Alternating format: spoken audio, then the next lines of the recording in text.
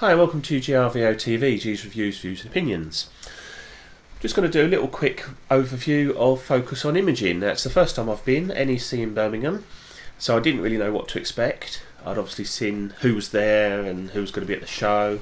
I went on the last day of the show, which for me was the best day because it was the quietest day from what I hear. And I would urge any sort of budding photographer, whether you're new or professional or anywhere in between, to go, because there is something for everyone. It's not one of these shows you go to and you sort of think, oh, I've only got a compact camera, I've only got a little point and shoot, I shouldn't really be here. It's not like that at all. Everybody's really helpful, really welcoming.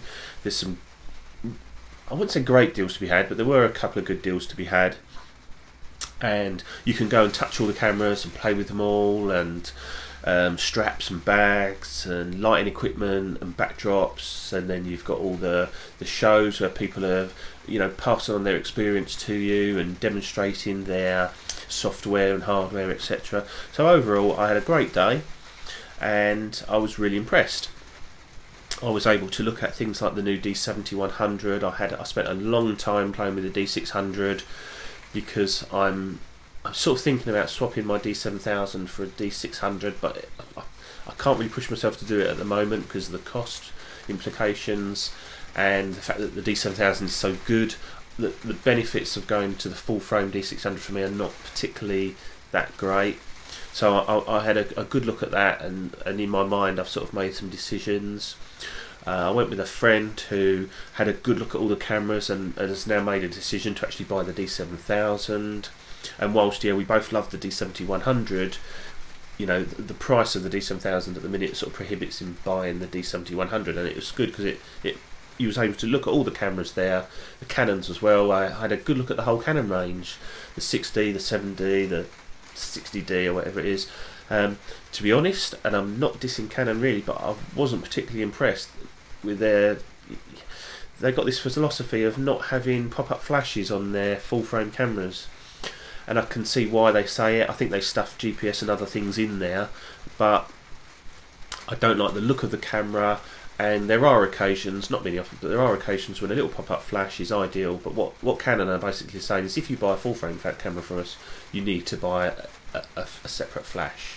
And if you want it TTL, then you've got to buy really the Canon. So that's just my views on the Canons at the moment. Not particularly liking it. Love the Fuji stand. I spent ages on the Fuji stand, and I've got a Fuji X10, which I'm going to do a video on in a minute, which had a problem, and I was able to go to the Fuji guys and say, look, is this right on my camera, the little switch? It seems a bit loose to me. They've got an exact camera out. We compared it.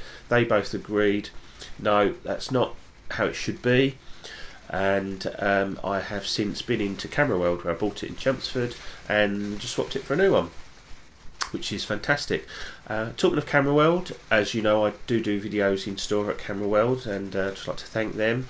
They were at the show, and I'm not biased in any way, but they were absolutely mobbed the whole time I was there. And I've had a word with them since, and they said it was just, you know, 5 deep the whole time.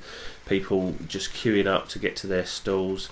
There was a couple of other stalls which were doing really well as well, but to me, Camera World stood out. They were in a really good spot. Apparently they was in the same spot that they were the year before, and you know, they were just mobbed the whole time.